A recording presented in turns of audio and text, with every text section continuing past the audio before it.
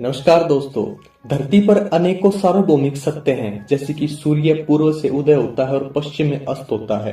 धरती सूर्य के चारों तरफ चक्कर लगा रही है।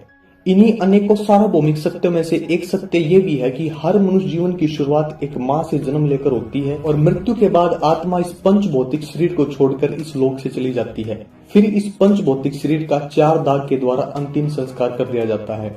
आम आदमी से लेकर पीर पैगंबर तथा 3 लोक के भगवान श्री राम तथा श्री कृष्ण तक सभी इस सार्वभौमिक सत्य के तहत इस सृष्टि पर आते हैं और जाते हैं। लेकिन कबीर साहब जी इस सार्वभौमिक सत्य से परे हैं। जी हाँ दोस्तों, मैं उन्हीं कबीर साहब जी की बात कर रहा हूँ जिनके दिल को छू जाने वाले दोहे आपने स्कूल की किताबों में जरूर पढ़े होंगे।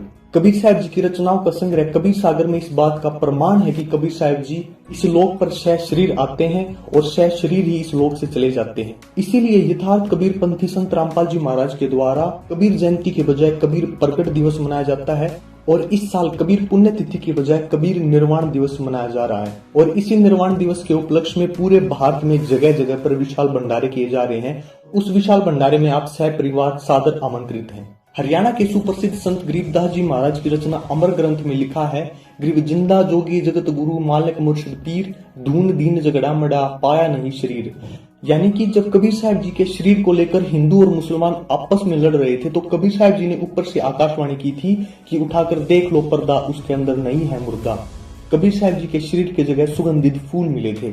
उत्तर प्रदेश के संत कबीर नगर का मगर कस्बा आज भी इस बात का साक्षी है, जहाँ पर कबीर साहब जी के लिए हिंदुओं के लिए समाधि है और उसके पास में ही मुसलमानों के लिए मंजार है। मगर कस्बे का हर आदमी इस बात की गवाही देता है कि कबीर साहब जी सह शरीर अपने निज धाम गए थे और उनके शरीर की जगह सुगंधित फूल मिले थे और वो जाते जाते भी हिंदू और मुसलमानों को एक करके गए थे। दोस्तों, अगर आप कबीर साहब जी को स्कूल की किताबों के दोहों से ज्यादा गहराई से जानना चाहते हो तो आप इन नंबरों पर अपना एड्रेस SMS करके निःशुल्क पुस्तक ज्ञान गंगा अपने घर पर मंगवा सकते हैं और सच्चाई को जान सकते हैं।